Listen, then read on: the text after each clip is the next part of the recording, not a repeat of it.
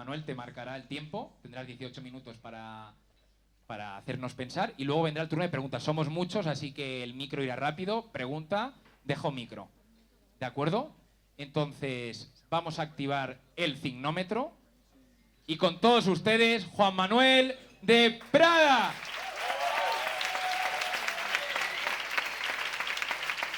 Muchas gracias. Bueno, muy buenas tardes. Para mí es complicado hablar así de pie, rodeado de gente, porque no tengo yo vocación de Robespierre ni de gran demagogo capaz de excitar a las masas, aunque viendo todos aquí me encantaría que nos pusiéramos de acuerdo para ir a quemar el Congreso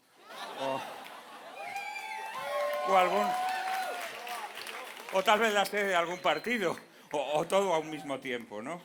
Pero bueno, creo que nos va a tocar ser pacíficos y hacer alguna propuesta para iniciar este diálogo. Bueno, ante todo, muchísimas gracias a los amigos de esta asociación que nos invita a pensar, aunque sea con un lema en inglés, cosa que me parece reprobabilísima.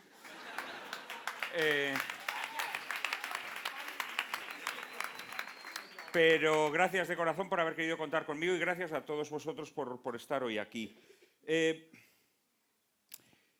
Me decían los amigos de la asociación que las personas que estáis aquí, que mayoritariamente estáis entre 25 y 35 años, aunque me he dicho, pero los hay más jóvenes y los hay mayores.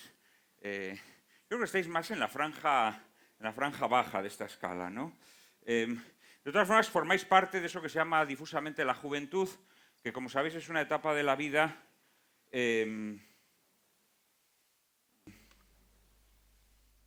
en donde yo me atrevería a decir, si lo comparamos con la vida de una mariposa, sería la crisálida, ¿no?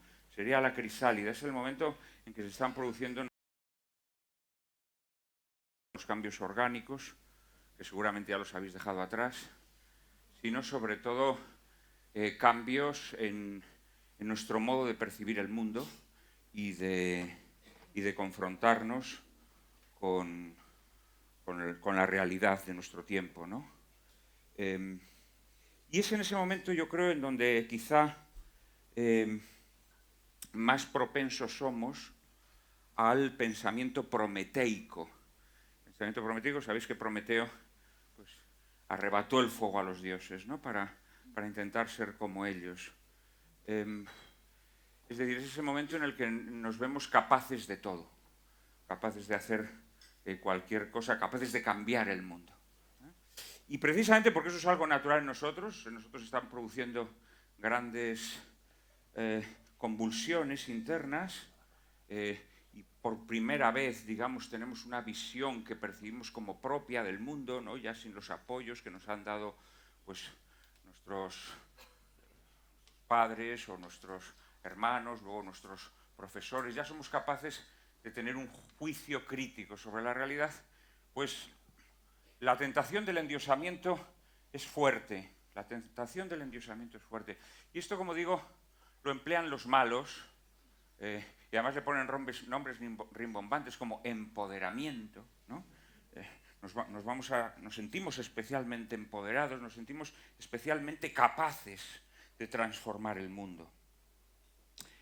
Esto es falso. Es falso.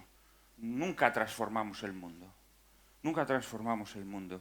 El mundo solamente se puede transformar a base de tesón, de generaciones unidas que se pasan el testigo unas a otras. Esa es la realidad, esa es la única manera de transformar el mundo. Los cristianos tardaron como mínimo 3 siglos en transformar el mundo. Cristo llegó, dejó una semilla, pero hasta que no llegó Constantino con su edicto que permitía el culto religioso a los cristianos, la realidad es que, bueno, andaban ahí trampeando, pero no transformaron el mundo, tardaron 3 siglos para empezar a transformarlo. Sin embargo, ellos no tenían prisa, ni pensaban que la juventud fuese una edad especialmente importante. Sabían que tenían que transmitir el conocimiento adquirido a la generación que le sucedía.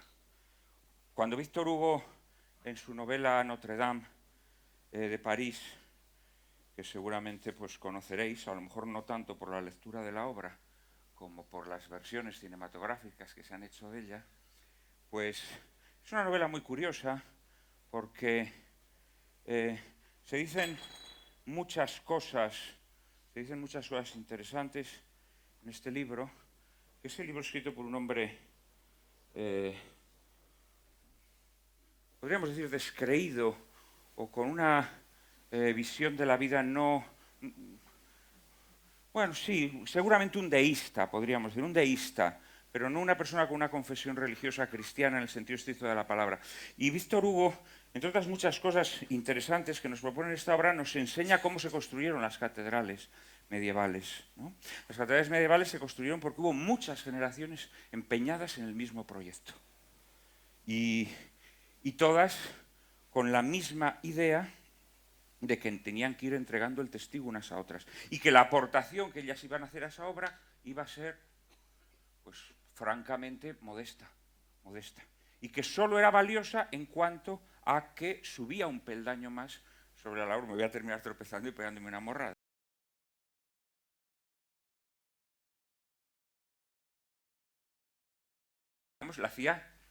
La iba elevando, pero se veían como obreros a lo largo del tiempo en una tarea común. Hay un teólogo medieval que dice, nosotros somos como enanos a hombros de gigantes. Es verdad que podemos ver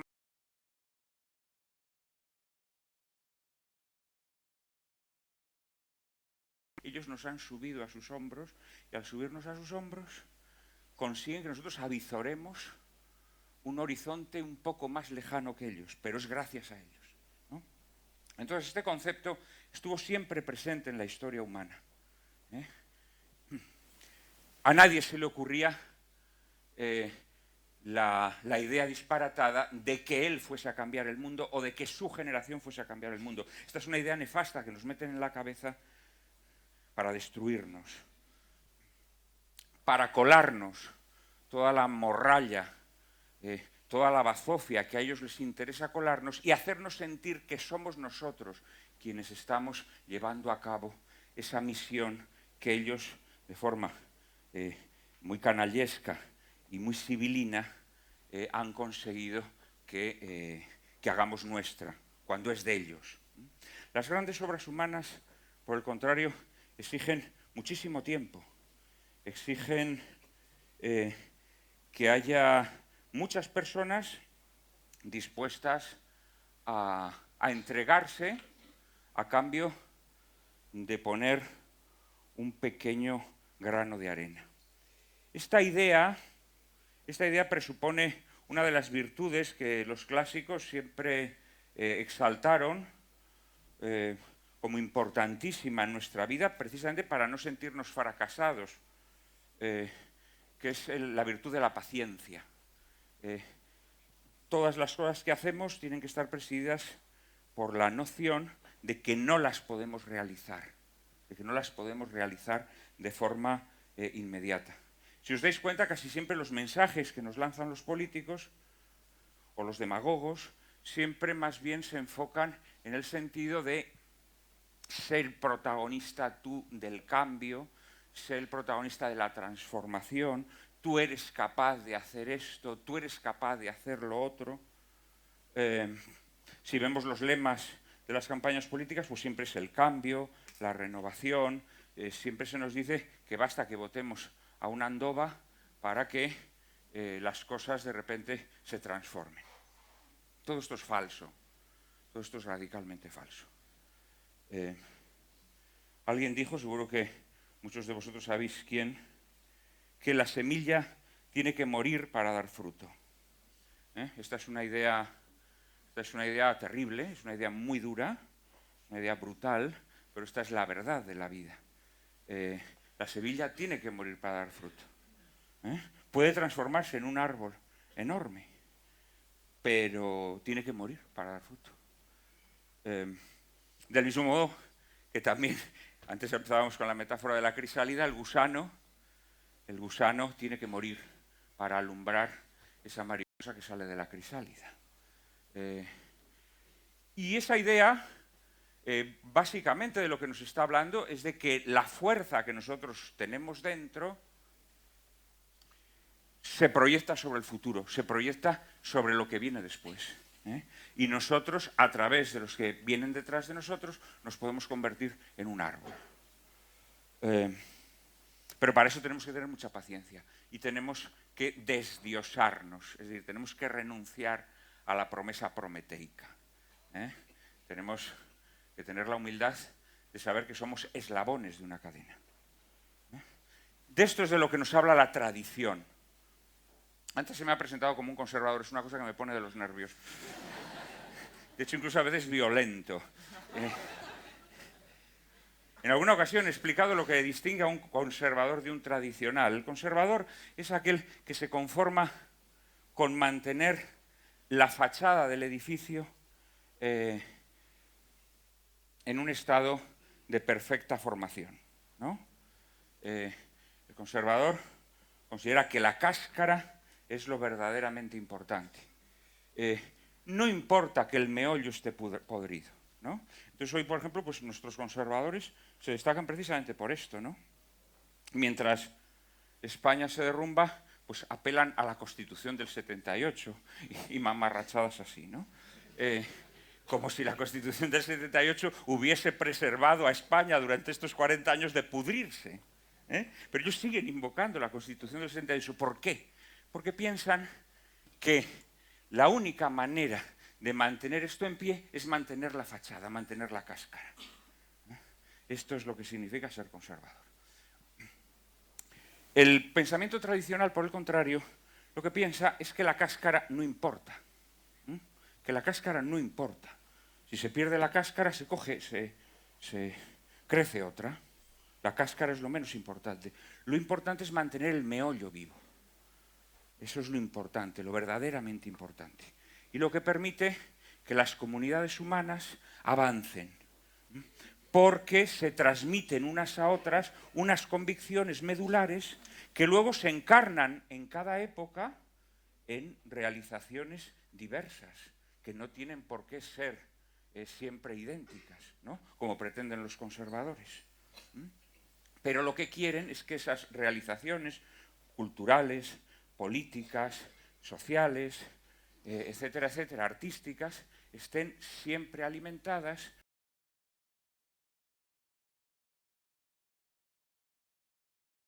por esas diversas cáscaras. Entonces, de alguna manera se podría decir que el pensamiento tradicional es exactamente lo contrario del pensamiento conservador.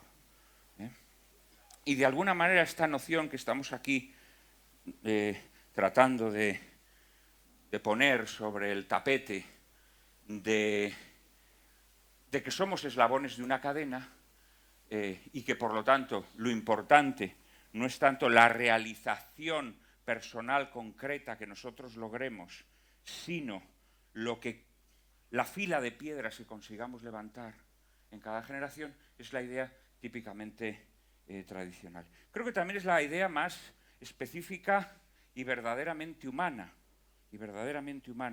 porque las cosas importantes no se logran de la noche a la mañana. Hoy vivimos en un mundo de vértigo que apela constantemente a través de ese empoderamiento enloquecedor, apela a nuestra capacidad para transformar el mundo de la noche.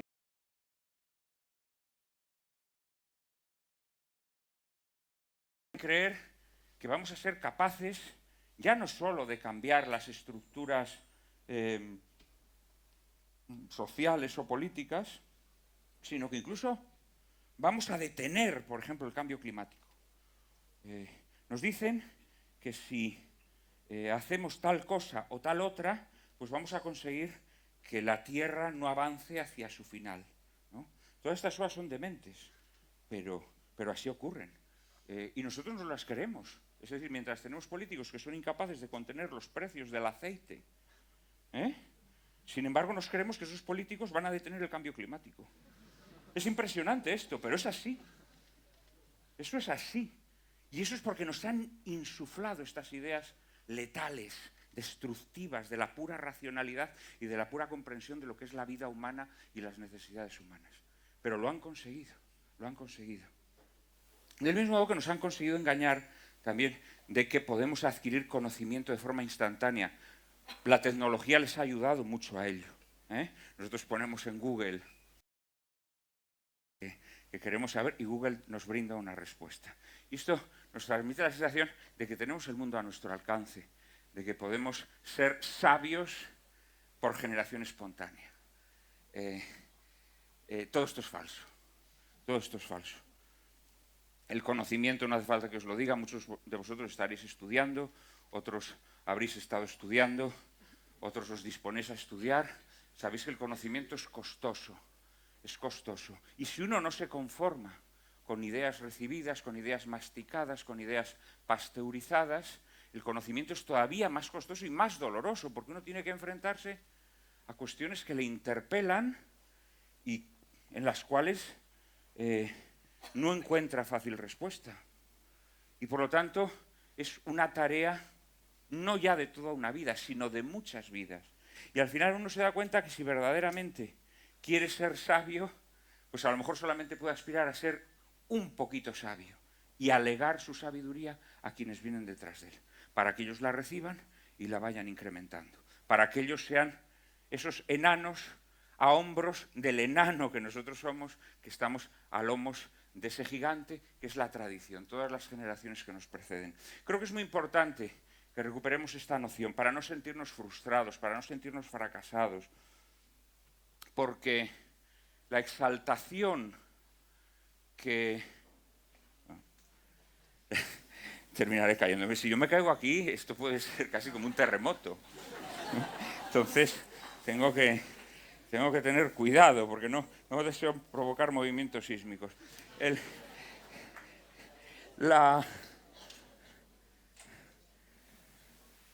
perdido el hilo. No he producido un movimiento sísmico, pero he perdido el hilo.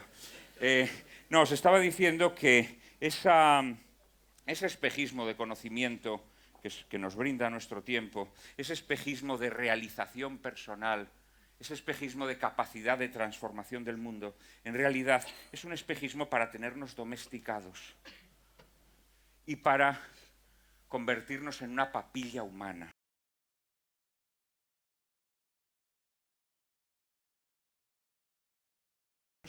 Y sumándonos a ellos nos sintamos triunfantes, sintamos que esas imposiciones que sibilinamente han introducido en nuestras vidas las vivamos como triunfos, como conquistas propias.